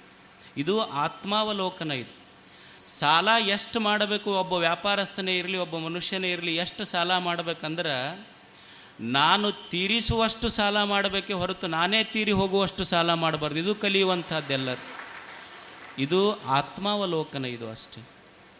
ಜೀವನದಲ್ಲಿ ಎಲ್ಲರಲ್ಲಿ ಕಷ್ಟಗಳು ಬರ್ತಾವ, ಹಾನಿಯೂ ಇರ್ತದೆ, ಅಪಮಾನಗಳು ಇರ್ತವೆ. ಇದರ ಮಧ್ಯದೊಳಗೆ ಬೆಳೆಯುವ ಕಲೆಯನ್ನು ಕಲಿಬೇಕಾಗ್ತದೆ ಮನುಷ್ಯ. ಯಾರ ಜೀವನದಲ್ಲಿ ಕಷ್ಟಗಳು ಬರುವುದಿಲ್ಲ ಹೇಳಿ? ಎಲ್ಲರ ಜೀವನದಲ್ಲಿ ಕಷ್ಟಗಳು ಬರ್ತಾವೆ. ಈ ವಿಶ್ವದಲ್ಲಿ ಭೂಮಿ ಮೇಲೆ ಕಷ್ಟ ಬರಲಾರ್ದವ್ರು ಇಬ್ಬರು. ಯಾರಿಗೆ ಕಷ್ಟ ಬಂದಿಲ್ಲ ಅಂದ್ರೆ ಒಬ್ಬ ಸತ್ತಾನ, ಇನ್ನೊಬ್ಬ ಹುಟ್ಟೆ ಇಲ್ಲಿ, ಇವರಿಬ್ಬರಿಗೆ ಬಂದಿಲ್ಲ, ಉಳಿದವ್ರಿಗೆಲ್ಲರಿಗೆ ಕಷ್ಟಗಳು ಬರ್ತಾವೆ. ಕಷ್ಟಗಳು ಬರದೇ ಇರುವಂಥದ್ದು ವ್ಯಕ್ತಿಗಳು ಯಾರಿದ್ದಾರೆ ಹೇಳಿ ಜೀವನದಲ್ಲಿ? Risk is the only guarantee of life. If there is no risk there is no life at all. ಜೀವನದಲ್ಲಿ ಕಷ್ಟಗಳಿರದೇ ಇದ್ದರೆ ಆ ಜೀವನಕ್ಕೆ ಬೆಲೆಯೇ ಇಲ್ಲ. ಜೀವನದಲ್ಲಿ ಸೋಲುಗಳಿರದೇ ಇದ್ದರೆ ಆ ಜೀವನಕ್ಕೆ ಬೆಲೆಯೇ ಇಲ್ಲ. ಅದಕ್ಕಾಗಿ ಸೋಲುಗಳ ಮಧ್ಯದಲ್ಲಿ, ಅಪಮಾನಗಳ ಮಧ್ಯದಲ್ಲಿ, ಬಡತನದ ಮಧ್ಯದಲ್ಲಿ ಒಂದು ಸುಂದರವಾದ ಜೀವನವನ್ನು ಮನುಷ್ಯ ಕಟ್ಕೋಬೇಕಾಗ್ತದೆ. ಕಟ್ಕೊಂಡು ಈ ಜಗತ್ತಿನೊಳಗೆ ದೇವರು ನಮಗೊಂದು ಜೀವನವನ್ನು ಕೊಟ್ಟಾನಂದ ಮೇಲೆ, ಜೀವನ ಅಂದರೆ ಇದೊಂದು ಅವಕಾಶ. ಇದು ಅಷ್ಟೆ. ಜೀವನ ಅಂದ್ರೆ ಇದೊಂದು ಅವಕಾಶ. ಇದು ದೇವರು ಕೊಟ್ಟಂಥ ಈ ಅವಕಾಶವನ್ನು ನಾವು ಸರಿಯಾಗಿ ಬಳಸ್ಕೋಬೇಕಾಗ್ತದೆ. ನಮ್ಮ ಬದುಕು ಹೇಗಿರಬೇಕು ಅಂದರೆ ಇದು ಸಂತೋಷವಾಗಿರಬೇಕು, ಸ್ವರ್ಗೀಯ ಬದುಕಾಗಿರಬೇಕು, ಸಮಾಧಾನದ ಬದುಕಾಗಿರಬೇಕು, ಸುಖದ ಬದುಕಾಗಿರಬೇಕು ನಮ್ಮದು. ಈ ಭೂಮಿಯ ಮೇಲೆ ಭಾಳಷ್ಟು ಜನ ತತ್ವಜ್ಞಾನಿಗಳಾಗಿ ಹೋದರು. ಒಬ್ಬ ಚೀನಾದ ತತ್ವಜ್ಞಾನಿ, ಅವನ ಹೆಸರು ಲಾವೋತ್ಸೆ ಅಂಥೇಳಿ. ಲಾವೋತ್ಸೆ ಒಂದು ಸುಂದರವಾದ ಮಾತು ಬರೀತಾನೆ. ಮನುಷ್ಯನ ಬದುಕು ಹೇಗೆ ಬದುಕಿದ್ರೆ ಅವನ ಬದುಕು ಸ್ವರ್ಗ ಆಗ್ತದೆ, ಹೇಗೆ ಬದುಕಿದರೆ ಈ ಭೂಮಂಡಲವೇ ಸ್ವರ್ಗವಾಗಬೇಕಲ್ಲ, ಮನುಷ್ಯನ ಬದುಕು ಸಂತೋಷ ಸಮಾಧಾನಗಳಿಂದ ತುಂಬಬೇಕಲ್ಲ, ಹೇಗೆ ಬದುಕಬೇಕು ಅವನು? ಈ ಪೃಥ್ವಿ ಇದು ಸ್ವರ್ಗವಾಗಬೇಕಿತ್ತು. ಎಷ್ಟು ಅದ್ಭುತವಾದಂಥ ಪೃಥ್ವಿ ಇದೆ ನೋಡಿ. ಈ ಭೂಮಿ ಎಷ್ಟು ಅದ್ಭುತ ಇದೆ, ಈ ಜಗತ್ತು ಎಷ್ಟು ಅದ್ಭುತ ಇದೆ. ಈ ಭೂಮಿಯೊಳಗೆ ನಮಗೆ ಬದುಕಲಿಕ್ಕೆ ಆಗದೇ ಇದ್ದರೆ ಈ ಭೂಮಿ ನಿಜವಾದ ಸ್ವರ್ಗ ಇದು. ಎಷ್ಟು ಜನ ಮಂಗಳ ಲೋಕಕ್ಕೆ ಹೋಗಿ ಬಂದರು. ನೀಲ್ ಆರ್ಮ್ಸ್ಟ್ರಾಂಗ್ನಂಥವರು ಮಂಗಳ ಲೋಕಕ್ಕೆ ಹೋಗಿ ಬಂದರು, ಮ್ಯಾಲೆ ಹೋಗಿ ಬಂದರು. ವಾಸ್ಕೋಡಗಾಮ ಕೊಲಂಬಸ್ನಂಥ ಎಷ್ಟೋ ಜಲಗಾಮಿಗಳು ಭೂಮಾರ್ಗವನ್ನು ಕಂಡು ಹಿಡಿದ್ರು, ಜಲಮಾರ್ಗದಲ್ಲಿ ಹುಡುಕಿದ್ರು. ಈ ಭೂಮಿಯಂಥ ಇನ್ನೊಂದು ಭೂಮಿ ಸಿಗಲಿಕ್ಕೆ ಸಾಧ್ಯ ಐತೇನೋ ಹೇಳಿ. ಅಲ್ಲಿ ಹೋದ್ರೆ ನಾವು ಊಟ ಕಟ್ಕೊಂಡು ಹೋಗಬೇಕು, ಅನ್ನ ಕಟ್ಕೊಂಡು ಹೋಗಬೇಕು, ನೀರು ಕಟ್ಕೊಂಡು ಹೋಗಬೇಕು, ಗಾಳಿ ಕಟ್ಕೊಂಡು ಹೋಗಬೇಕು. ದೇವರು ನಮಗೇನೂ ಇಲ್ಲಿ ಕೊಂಡು ತಗೊಳ್ಳುವಂಥದ್ದು ಇಲ್ಲವೇ ಇಲ್ಲ. ನೀವು ಒಂದು ಗಾಡಿಗೆ ಪೆಟ್ರೋಲ್ ಹಾಕಿಸ್ಬೇಕಾಗಿದ್ರೆ ನೀವು ಆ ಫಿಲ್ಲಿಂಗ್ ಸ್ಟೇಷನ್ ಇದ್ದಲ್ಲೇ ಹೋಗಿ ಪೆಟ್ರೋಲ್ ತುಂಬಬೇಕು. ಆದರೆ ದೇವರು ಎಷ್ಟು ನಮ್ಮ ಮೇಲೆ ಕರುಣಾಮಯಿ ಅಂದ್ರೆ ನಮ್ಮ ಮೂಗಿದ್ದಲ್ಲೇ ಗಾಳಿ ತಂದು ತುಂಬಿ ಹೋಗ್ಯಾನಲ್ಲ. ಇದಕ್ಕಿಂತ ದೊಡ್ಡ ಬದುಕೇನಿದೆ ಹೇಳಿ ನಮಗೆಲ್ಲ? ಎಷ್ಟು ಅದ್ಭುತವಾದ ಭೂಮಿ ಇದೆ. ಇಲ್ಲಿರುವಂಥ ಪಶು ಪಕ್ಷಿ ಪ್ರಾಣಿಗಳು ಮನುಷ್ಯನಿಗೆ ಎಷ್ಟು ಸಹಕಾರ ಕೊಟ್ಟಾವ. ಯಾಕೆ ಕೊಟ್ಟಾವ ಅಂದ್ರೆ ಮನುಷ್ಯ ಸಂತೋಷವಾಗಿ ಬದುಕಬೇಕು ಅಂತ. ಈಗ ಒಂದು ಆಕಳೈತಿ, ನೀವು ನೋಡಿ ಆಕಳಿಗೆ ನಾವೆಲ್ಲ ಏನು ಹಾಕಿವಿ? ನಾವೆಲ್ಲ ಆಕಳಿಗೆ ಹಾಕಿದ್ದು ಮುಸುರಿ ನೀರು. ಆಕಳು ಮುಸುರಿ ನೀರು ಕುಡ್ದೈತಿ. ಮುಸುರಿ ನೀರು ಕುಡ್ದ ಆಕಳು ಮನುಷ್ಯನಿಗೆ ಹೇಳ್ತೈತಿ, ಮನುಷ್ಯನೇ ನೀನು ನನ್ನ ತಟ್ಟಿಯೊಳಗೆ ಹಾಕಿದ್ದು ಮುಸುರಿ ನೀರು. ನೀನು ನನಗೆ ಮುಸುರಿ ನೀರು ಹಾಕಿರಬಹುದು, ಆದರೆ ನಾನು ನಿನ್ನಷ್ಟು ದುಷ್ಟನಲ್ಲ. ನೀನು ನನ್ನ ತಟ್ಟಿಯೊಳಗೆ ಮುಸುರಿ ನೀರು ಹಾಕಿದ್ರೂ ಸಹಿತ ನಾನು ನಿನಗೆ ಪೂಜಿಸುವ ದೇವನಿಗೆ ಅಭಿಷೇಕ ಮಾಡಬೇಕಂತ ಹಾಲು ಕೊಡ್ತೀನಂತ ಆಕಳ ಮನುಷ್ಯನಿಗೆ ಹೇಳ್ತಾರೆ. ಅಂದರೆ ಇಡೀ ನಿಸರ್ಗ ಮನುಷ್ಯ ಸಂತೋಷವಾಗಿ ಬದುಕಬೇಕು ಅಂತ ಪ್ರಯತ್ನ ಪಡ್ತದೆ. ಇಂಥ ಅದ್ಭುತ ಭೂಮಿ ಮತ್ತು ಈ ಬದುಕು ಸ್ವರ್ಗ ಆಗದೆ ಇದ್ದರೆ ಇನ್ಯಾವುದು ಸ್ವರ್ಗ ಆಗಲಿಕ್ಕೆ ಸಾಧ್ಯ ಇದೆ ಹೇಳಿ? ಲಾವೋತ್ಸೆ ಅಂತಾನೆ, ಈ ಬದುಕು, ನಮ್ಮ ಬದುಕು, ಈ ಭೂಮಿ ಇದು ಸ್ವರ್ಗ ಆಗಬೇಕು ಇದು. ಅವನೊಂದು ಸುಂದರವಾದ ಮಾತು ಬರೀತಾನೆ, ಈ ಭೂಮಿ ಸ್ವರ್ಗ ಆಗಬೇಕಾದ್ರೆ ಏನು ಮಾಡಬೇಕು? ಮನುಷ್ಯ ಸಂತೋಷವಾಗಿ ಬದುಕಬೇಕಾದ್ರೆ ಏನು ಮಾಡಬೇಕು? ಮನುಷ್ಯನ ಮನೆಗಳೆಲ್ಲ ಸ್ವರ್ಗಗಳಾಗಬೇಕಲ್ಲ, ಏನು ಮಾಡಬೇಕು? Here is the heaven where the country is big, population is small, where they love their lives more than fashions, where they are satisfied with their families and they take delight in small things of life, where they can live as close neighbors, all those people who are of different races. ಇದು ಲಾವೋತ್ಸೆನ ಸ್ವರ್ಗೀಯ ಕಲ್ಪನೆ. ಈ ಭೂಮಿ, ಈ ಬದುಕು ಸ್ವರ್ಗ ಆಗಬೇಕಾಗಿದ್ರೆ ಇದನ್ನು ಕಲಿಬೇಕು ಅಂತಾನೆ ಲಾವೋತ್ಸೆ. ಇದು ಭೂಮಿ ವಿಶಾಲವಾಗಿರಬೇಕು, ಜನಸಂಖ್ಯೆ ಕಡಿಮೆ ಆಗಿರಬೇಕು, ಆ ಭೂಮಿಯಲ್ಲಿ ಅನ್ನ ನೀರುಗಳ ಕೊರತೆ ಇರಬಾರ್ದು, ಅಲ್ಲಿ ಎಲ್ಲ ಧರ್ಮ ಜಾತಿ ಜನಾಂಗಗಳ ಜನ ಪ್ರೀತಿಯಿಂದ ಬದುಕನ್ನು ಪ್ರೀತಿಸುವಂಥ ಜನಾಂಗ ಎಲ್ಲಿರ್ತೈತಲ್ಲ ಅದು ಸ್ವರ್ಗ ಅಂತ ಲಾವೋತ್ಸೆ ಹೇಳ್ತಾನೆ. Here is the heaven where the country is big, population is small. ಯಾವುದು ಸ್ವರ್ಗ ಆಗ್ತೈತಿ ಅಂದ್ರೆ ಜನಸಂಖ್ಯೆ ಕಡಿಮೆ ಇರಬೇಕು, ಭೂಮಿ ವಿಶಾಲ ಇರ್ಬೇಕಂತ. ಇದು ನಮ್ಮ ದೇಶಕ್ಕಂತೂ ಏನು ಅಪ್ಲೈ ಆಗೋದಿಲ್ಲ, ಬೇರೆ ಯಾವುದಾರ ದೇಶಕ್ಕೆ ವಿಚಾರ ಮಾಡೋದು. ನಾವೆಲ್ಲಿ ಜನಸಂಖ್ಯೆ ಚೀನಾ ಮೀರಿಸಿ ಆಗಲೇ ಹೊಂಟಾಯ್ತು. ಈಗಾಗಲೇ ಯಾವನೋ ಒಬ್ಬನಿಗೆ ಒಟ್ಟ 16-18 ಮಕ್ಕಳಿದ್ದು ಅಂತ ಅವ್ರ ದೋಸ್ತ್ ಬಂದು ಕೇಳ್ದ, ಅಲ್ಲೋ 16-18 ಹಿಡ್ದು ಈ ಕುಟುಂಬ ಕಲ್ಯಾಣ ಇಲಾಖೆಯವ್ರು ಏನು ಬಂದು ನಿನಗೇನು ಕೇಳಲಿಲ್ಲ ಏನಾರು? ಬಂದಿದ್ರು ಅವ್ರನ್ನು. ಅಲ್ಲಿ ಮತ್ತು ಬಂದರು ಏನೂ ಬರ್ಕೊಳ್ಳಿಲ್ಲ ಅವ್ರನ್ನಿಂದಂದು. ಇಲ್ಲ ಬರ್ಕೊಂಡು ಹೋದರು, ಇದು ಅಂಗನವಾಡಿ ಸೆಂಟ್ರ್ ಅಂತ ಬರ್ಕೊಂಡು ಹೋಗ್ಯಾರ ಅವರನ್ನು. ಇದು ಅಂಗನವಾಡಿ ಸೆಂಟರ್. ಅವ ಮಕ್ಕಳು ಹಡ್ಯೋದು ಬಿಟ್ಟು ಬೇರೆ ಕೆಲಸನ ಮಾಡಿದ್ದಿಲ್ಲ ಏನೋ ಅಂತ. ಯಾವಾಗ ಒಂದು ದೇಶ ದೊಡ್ಡದಾಗ್ತದೆ, ಜನಸಂಖ್ಯೆ ಕಡಿಮೆ ಇರಬೇಕು, ದೇಶ ವಿಶಾಲ ಇರಬೇಕಂತ, ಸ್ವರ್ಗ ಆಗಬೇಕಾದ್ರೆ ಯಾವಾಗ ಸಾಧ್ಯ ಇದೆ ಹೇಳಿ? ಇದು in reality it is impossible. ವಾಸ್ತವಿಕತೆಯಲ್ಲಿ ಇದು ಅಸಾಧ್ಯ. ಒಂದು ದೇಶ ಯಾವಾಗ ಸಣ್ಣದಾಗ್ತದೆ, ಒಂದು ದೇಶ ಯಾವಾಗ ದೊಡ್ಡದಾಗ್ತದೆ ಅಂದರೆ ಮನುಷ್ಯನ ಅತಿಯಾದ ಆಶೆಗೆ. ಈಗ ನೋಡಿ, ಇದೊಂದು ಗದಗ ಪಟ್ಟಣ ಇದೆ. ಈ ಗದಗ ಪಟ್ಟಣದೊಳಗಿರುವಂಥ ಎಲ್ಲ ಕಾಂಪ್ಲೆಕ್ಸು, ಊರು ಮುಂದಿನ ಆಸ್ತಿ ನಂದ ಆಗಬೇಕು ಅಂದು ಊರು ಸಣ್ಣದಾಕೈತಿತ್ತು. ಇಲ್ಲಪ್ಪ, ನನ್ನ ಜೊತೆ 1000 ಜನ ಕೂಡಿ ಬದುಕೋಣ ಅಂದ್ರೆ ಇದೊಂದು ದೊಡ್ಡ ಪಟ್ಟಣವೇ ಆಗಿ ನಿರ್ಮಾಣ ಆಗ್ತದೆ. ನೀವು ಒಬ್ಬನೇ ಇರಬೇಕಾಗ್ತೈತಿ, ಇಲ್ಲ ಅಂದರೆ ಯಾರೂ ಇರೋದಿಲ್ಲ, ನೀ ಸಣ್ಣವಾಗ್ತೀಯ ಅಷ್ಟೇ. ನನ್ನ ಜೊತೆಗೆ ಎಲ್ಲರೂ ಬದುಕಬೇಕನ್ನುವ ಭಾವ ಬಂತು ಅಂದ್ರೆ ದೇಶ ದೊಡ್ಡದಾಗ್ತದೆ. ಮನುಷ್ಯನ ಆಶೆಯ ದೃಷ್ಟಿಯಲ್ಲಿ ಜಗತ್ತು ಸಣ್ಣದಾಗ್ತದೆ. ನಾವೆಲ್ಲ ಕಳಿಂಗ ಯುದ್ಧದ ಬಗ್ಗೆ ಕೇಳಿದ್ದೇವೆ. ಅಶೋಕ ಕಳಿಂಗ ಯುದ್ಧವನ್ನು ಮಾಡ್ದ. ಅಶೋಕ ಕಳಿಂಗ ಯುದ್ಧವನ್ನು ಮಾಡಿ ಕಳಿಂಗ ಯುದ್ಧವನ್ನು ಗೆದ್ದ. ಕಳಿಂಗ ಯುದ್ಧವನ್ನು ಗೆದ್ದು ಅಶೋಕನಿಗೆ ಅನಿಸ್ತು, ಇಷ್ಟೆಲ್ಲ ಯುದ್ಧವನ್ನು, ಕಳಿಂಗ ಸಾಮ್ರಾಜ್ಯವನ್ನು ನಾನು ಗೆದ್ದಿನಲ್ಲ, ಒಂದು ಕ್ಷಣ ನೋಡಿ ಬರಬೇಕು ಅಂತ ರಥದಲ್ಲಿ ಕುಳಿತು ಅಶೋಕ ಬರ್ತಾ ಇದ್ದ.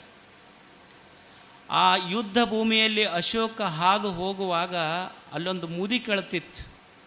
ತನ್ನ ಮಗನ ಕಳ್ಕೊಂಡಿದ್ಲಾಕಿ ಯುದ್ಧದೊಳಗೆ. ಮುದಿ ಕಳ್ಕೊಂತ ಕುಂತಿತ್ತು. ಸಾವಿರಾರು ಮಕ್ಕಳು ತಂದೆಯನ್ನು ಕಳ್ಕೊಂಡು ಅನಾಥ ಮಕ್ಕಳು ಅಳ್ತಿದ್ರು, ಸಾವಿರಾರು ತಾಯಂದಿರು ತನ್ನ ಗಂಡನನ್ನು ಕಳ್ಕೊಂಡು ವಿಧವೆಯರಾಗಿ ಅಳುತ್ತಿದ್ದರು, ಮುದುಕಿ ತನ್ನ ಮಗನನ್ನು ಕಳ್ಕೊಂಡು ಅಳುತ್ತಿತ್ತು. ಇದನ್ನು ನೋಡ್ಕೋಂತ ಅಶೋಕ ರಥದಲ್ಲಿ ಹೋದ. ಹೊರಟಿದ್ನೆಲ್ಲ ಮುದುಕಿ ಕೇಳತ್, ನೀ ಯಾರು ಅಂತ ಕೇಳಿದ್ಲಾಕಿ.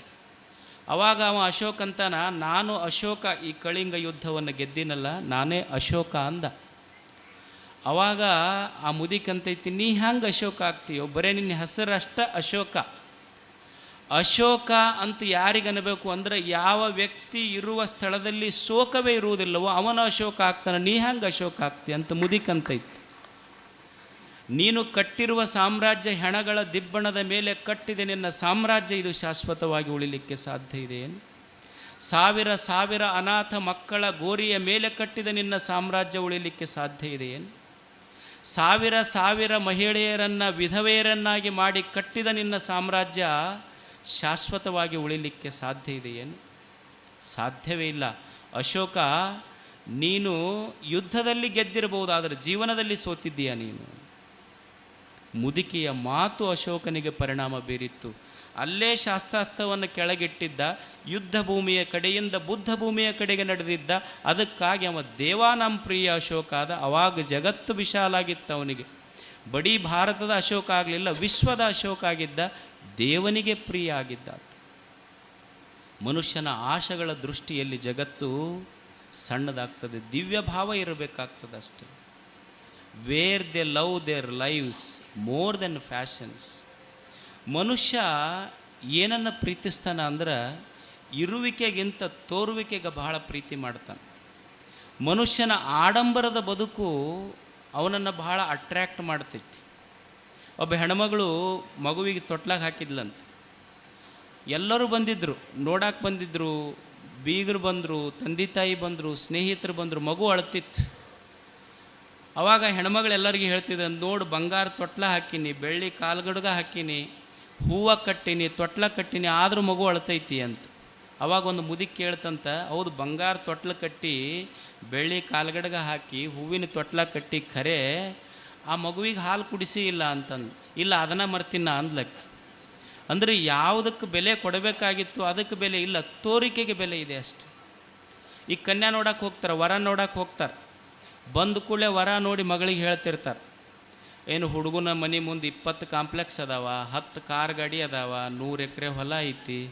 ಅದು ಹುಡುಗಿ ಕೇಳ್ತು, ನನಗೇನು ಕಾರ್ ಗಾಡಿ ಕೂಡ ಮದುವೆ ಮಾಡ್ತೀರೇನು, ಹುಡುಗನ ಕೂಡ ಮದುವೆ ಮಾಡ್ತೀರೇನು? ನೀವು ಹುಡುಗನ ಹಣದ ಬಗ್ಗೆ ಹೇಳಿದ್ರೆ ಹೊರತು ಹುಡುಗನ ಗುಣದ ಬಗ್ಗೆ ಮಾತಾಡುವಲ್ರಲ್ಲ ಅಂತ ಮಗಳು ಹೇಳ್ತಿರ್ತಾರೆ. ಹಣ ಇದ್ದವ್ರು ದೊಡ್ಡವ್ರು ಆಗೋದಿಲ್ಲ, ಗುಣ ಇದ್ದವ್ರು ದೊಡ್ಡವ್ರು ಆಗ್ತಾರೆ. ತೋರುವಿಕೆಗಿಂತ ಇರುವಿಕೆಯ ಬದುಕನ್ನು ಪ್ರೀತಿಸಬೇಕು ಮನುಷ್ಯ. Where they are satisfied with their families and they take delight in small things of life. ಮನುಷ್ಯ ಜೀವನದ ಸಣ್ಣ ಸಣ್ಣ ಸಣ್ಣ ವಸ್ತುಗಳಲ್ಲಿ ಜೀವನದ ಸಂತೋಷ ಪಡುವುದನ್ನು ಕಲಿಬೇಕಾಗ್ತದೆ ಮನುಷ್ಯ. ಒಂದು ಕುಟುಂಬ ಅದು ಸುಖವಾಗಿರಬೇಕಾದ್ರೆ ಆ ಕುಟುಂಬದಲ್ಲಿ ಏನಿರಬೇಕು ಅಂದರೆ ಪ್ರೇಮ ಇರಬೇಕಾಗ್ತದೆ. ಒಂದು ಮನೆ ಎದರಿಂದ ಕಟ್ಟಬಹುದು? Home is not built by cement, it is built by sentiments. ಒಂದು ಮನೆ ಕಟ್ಟಬೇಕಾದ್ರೆ ಅದನ್ನು ಸಿಮೆಂಟಿನಿಂದ ಕಟ್ಟಲಿಕ್ಕಾಗೋದಿಲ್ಲ. ಒಂದು ಮನೆ ಅದು ಭಾವನೆಗಳಿಂದ ಕಟ್ಟಬೇಕಾಗ್ತದೆ. ಆ ಮನೆ ಪ್ರೇಮದಿಂದ ಕಟ್ಟಬೇಕಾಗ್ತೈತಿ. ಈಗ ಒಂದು ತಂದೆ ವೆಡ್ಡಿಂಗ್ ಆ್ಯನಿವರ್ಸರಿ ಇರ್ತೈತಿ. ತಂದೆಗೆ ವೆಡ್ಡಿಂಗ್ ಆ್ಯನಿವರ್ಸರಿ ಇದ್ದಾಗ ಅವನ ಸ್ನೇಹಿತರೆಲ್ಲ ತಂದೆಗೆ ಬ್ರಾಸ್ಲೆಟ್ ಅಂತ ತಂದು ಕೊಡ್ತಾರೆ, ರೊಕ್ಕ ತಂದು ಕೊಡ್ತಾರೆ, ಚಲೋ ಚಲೋ ಬಟ್ಟೆ ತಂದು ಕೊಡ್ತಾರೆ, ಬೇರೆ ಬೇರೆ ಗಿಫ್ಟ್ ಎಲ್ಲ ಕೊಟ್ಟಿರ್ತಾರೆ. ಇಷ್ಟೆಲ್ಲ ಕೊಟ್ಟ ಮೇಲೂ ಸಹಿತ ರಾತ್ರಿ ತಂದೆ ಮಲ್ಕೊಳ್ಳೋಕೆ ಹೋಗುವಾಗ ಅವನೊಂದು ಸಣ್ಣ 6-7 ವರ್ಷದ ಮಗ ಒಂದು ಸಣ್ಣ ಗುಲಾಬಿ ಹಿಡ್ಕೊಂಡು ಬಂದು, ಡ್ಯಾಡ್ ಐ ಲವ್ ಯು ಅಂಥೇಳಿ ಮಗ ಒಂದು ಗುಲಾಬಿ ಕೊಡ್ತಾನೆ ಅಷ್ಟೇ. ತಂದೆ ಮಲ್ಕೊಂಡಾಗ ಮಂದಿ ಕೊಟ್ಟ ಬಂಗಾರ ನೆನಪಿಲ್ಲ, ಗಿಫ್ಟ್ಗಳ ನೆನಪಿಲ್ಲ. ತಂದೆ ಮಗ ಕೊಟ್ಟ ಗುಲಾಬಿ ಹೂವು ಕೈಯಾಗಿತ್ತು, ಮಗನ ರೂಪ ಕಣ್ಣಾಗಿತ್ತು, ಮಗ ಕೊಟ್ಟ ಪ್ರೇಮ ಎದೆಯೊಳಗಿತ್ತಲ್ಲ, ಪ್ರೇಮ ಉಳಿದಿತ್ತೆ ಹೊರತು ವಸ್ತುಗಳು ಉಳಿದಿರಲಿಲ್ಲ ಅಲ್ಲಿ. ಮನುಷ್ಯ ಬದುಕನ್ನು ಕಟ್ಟಬೇಕಾದ್ರೆ ಪ್ರೇಮದಿಂದ ಮನೆಯನ್ನು ಕಟ್ಟಬೇಕಾಗ್ತದೆ. ಅವ ಬಡವನೇ ಇರಲಿ ಶ್ರೀಮಂತನೇ ಇರಲಿ, ಪ್ರೇಮದಿಂದ ಬದುಕು ದೊಡ್ಡದಾಗ್ತದೆ. ಯಾವ ವ್ಯಕ್ತಿ ದೊಡ್ಡವನಾಗ್ತಾನೆ ಅಂದರೆ ದುಡ್ಡಿದ್ದವರು, ದೊಡ್ಡ ಮನೆ ಕಟ್ಟಿಸಿದವರು ಅಷ್ಟೇ ದೊಡ್ಡವರಾಗುವುದಿಲ್ಲ, ದೊಡ್ಡ ಮನಸ್ಸಿದ್ದವರು ದೊಡ್ಡವರಾಗ್ತಾರೆ. ಈ ಭೂಮಿಯ ಮೇಲೆ ದೊಡ್ಡವರಾಗೋದು ಯಾರು ನೀರಡಿಸಿ ಬಂದಾರ ಅವ್ರಿಗೊಂದು ಕಪ್ ನೀರು ಕೊಡ್ರಿ, ಯಾರು ಹಸಿದು ಬಂದಾರ ಅವ್ರಿಗೊಂದು ತನ್ನ ಕೊಡ್ರಿ, ಯಾರು ಕಷ್ಟದಿಂದ ದುಃಖದಿಂದ ಅಳತಾ ನಿನ್ನ ಹತ್ರ ಬಂದಾರ ಅವ್ರ ಕಣ್ಣೀರು ಒರೆಸಿ ನಿನ್ನ ಜೊತೆಗೆ ನಾ ಅದೀನಿ ಅನ್ನುವ 2 ಪ್ರೇಮದ ಮಾತು ಹೇಳಿಬಿಟ್ರೆ ನಿಮ್ಮಷ್ಟು ದೊಡ್ಡವರ ಯಾರೂ ಆಗೋದಿಲ್ಲ. ಇದು ಪ್ರೇಮದ ಬದುಕು ಅಷ್ಟೇ. ಇಂಥದ್ದೊಂದು ಸುಂದರ ಬದುಕು ಕಟ್ಟಬೇಕಾಗ್ತದೆ. Where they can live as close neighbours all those people who are of different races. ಈ ಭೂಮಿಯ ಮೇಲೆ ಎಷ್ಟು ಧರ್ಮದ್ವೇಷಗಳು, ಜಾತಿ ದ್ವೇಷಗಳು, ಅಣ್ಣ ತಮ್ಮಂದಿರ ಮಧ್ಯೆ ದ್ವೇಷಗಳು, ದ್ವೇಷದಿಂದ ಬದುಕು ಕಟ್ಟಲಿಕ್ಕೆ ಸಾಧ್ಯ ಐತೇನೆ ಹೇಳಿ. ಎಲ್ಲರೂ ಕೂಡಿ ಬದುಕಬೇಕಾಗ್ತದೆ. ಎಲ್ಲ ಜಾತಿ ಜನಾಂಗದ ಜನ, ಎಲ್ಲ ಧರ್ಮ ಜನಾಂಗದ ಜನ ಎಲ್ಲರೂ ಕೂಡಿ ಬದುಕಿದಾಗ ಇದೊಂದು ಪ್ರೇಮ ಸೌಧ ನಿರ್ಮಾಣ ಆಗ್ತದೆ. ಈಗೊಂದು ಉದ್ಯಾನವನ ಇರ್ತದೆ. ಒಂದು ಉದ್ಯಾನವನದಲ್ಲಿ ಬರೇ ಒಂದ ಹೂವು ಇದ್ದರೆ ಅದು ಉದ್ಯಾನವನ ಅನಿಸ್ಕೊಳ್ಳೋದಿಲ್ಲ. ಹ್ಯಾಂಗೆ ಒಂದು ಉದ್ಯಾನವನದಲ್ಲಿ ನೂರಾರು ಜಾತಿಯ ಹೂವುಗಳು ಕೂಡಿ ಒಂದು ಉದ್ಯಾನವನ ನಿರ್ಮಾಣ ಆಗ್ತದೋ ಹಾಗೆ ಹಲವು ಧರ್ಮ, ಹಲವು ಜಾತಿ, ಹಲವು ಭಾಷೆಗಳ ಜನಾಂಗ ಕೂಡಿ ಭವ್ಯ ಭಾರತ ನಿರ್ಮಾಣ ಆಗ್ತದೆ. ಹಾಗೆ ಇದು ಸ್ವರ್ಗ ನಿರ್ಮಾಣ ಆಗ್ತದೆ. ಅದಕ್ಕೆ ಇದು ಭೂಮಿ ಸ್ವರ್ಗ ಆಗಬೇಕಾಗಿದ್ದರೆ ಎಲ್ಲರೂ ಕೂಡಿ ಬದುಕಬೇಕಾಗ್ತದೆ. ಇರಬಹುದು, ನಾನು ಪೂಜಿಸುವ ದೇವರು ಭಿನ್ನ ಇರಬಹುದು, ನೀವು ಪೂಜಿಸುವ ದೇವರು ಭಿನ್ನ ಇರಬಹುದು. ಆದರೆ ನಾನು ಜಗಲಿ ಮೇಲೆ ದೀಪ ಹಚ್ಚೀನಿ, ನೀವು ದೇವರ ಜಗಲಿ ಮುಂದೆ ದೀಪ ಹಚ್ಚಿರಿ. ನಾನು ಪೂಜಿಸುವ ದೇವರು ಭಿನ್ನ, ನೀನು ಪೂಜಿಸುವ ದೇವರು ಭಿನ್ನ ಆಗಿದ್ದರೂ ಸಹಿತ ನಾವು ಇಬ್ಬರು ಹಚ್ಚಿದ ದೇವರ ದೀಪದ ಬೆಳಕು ಮಾತ್ರ ಒಂದೇ ಇದೆಯಲ್ಲ ಜಗಲಿಯ ಮೇಲೆ ಹಚ್ಚಿದ, ಅದರಲ್ಲೇನು ಭಿನ್ನತೆ ಇದೆ ಅನ್ನೋ.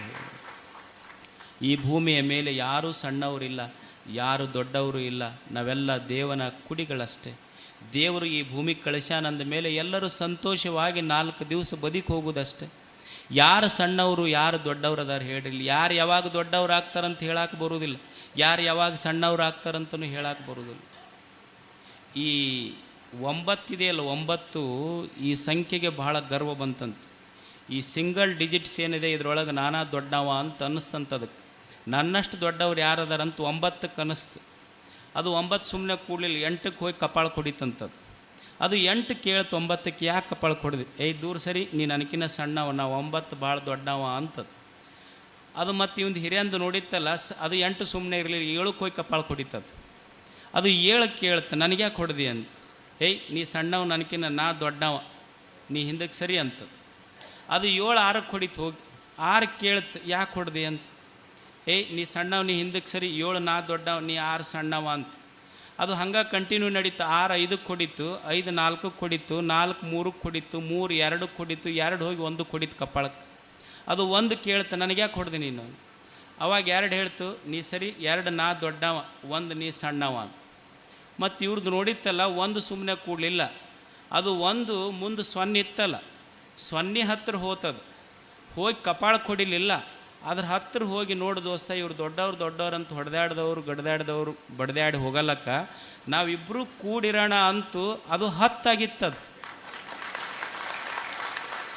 ಕೂಡಿದ್ದಕ್ಕೆ 1 ಪೂಜೆ ಜೊತೆ ಕೂಡಿದ್ದಕ್ಕೆ 10 ಆಗಿತ್ತು, 9 ಅವಾಗ ಮೆತ್ತಗಾಗಿತ್ತು. ಕೂಡಿ ಬದುಕದವ್ರು ದೊಡ್ಡವ್ರು ಆಗ್ತಾರೆ ಹೊರತು ಕಚ್ಚಾಡಿಕೊಂಡು ಬದುಕವ್ರು ದೊಡ್ಡವ್ರು ಆಗೋದಿಲ್ಲ. ಇದು ಭೂಮಿ ಸ್ವರ್ಗ ಆಗಬೇಕಾದ್ರೆ ನಾವೆಲ್ಲ ಕೂಡಿ ಬದುಕಬೇಕಾಗ್ತದೆ. ಹಲವು ಭಾಷೆ, ಹಲವು ಜಾತಿ, ಹಲವು ಧರ್ಮ, ಹಲವು ಜನಾಂಗಗಳ ಜನ ಕೂಡಿ ಬದುಕಿದ್ರೆ ಇದೊಂದು ಭೂಮಿ ಸ್ವರ್ಗ ಆಗ್ತದೆ ಅನ್ನುವಂಥ ಮಾತು ಹೇಳಿ, ಇದೆಲ್ಲ ಚೇಂಬರ್ ಆಫ್ ಕಾಮರ್ಸಿನ ಎಲ್ಲ ಪದಾಧಿಕಾರಿಗಳು, ಇದೊಂದು ಉತ್ಸವ. ಇದು ಮನುಷ್ಯ ಸದಾ ಉತ್ಸಾಹದಿಂದ ಬದುಕಬೇಕನ್ನುವುದೇ ಈ ಉತ್ಸವದ ಸಂದೇಶ ಅಂಥೇಳಿ ಎಲ್ಲ ಹಿರಿಯರಿಗೂ ತಮಗೂ ವಂದಿಸಿ ನಮ್ಮ ಮಾತುಗಳನ್ನು ಮುಗಿಸ್ತಾ ಇದ್ದೀವಿ.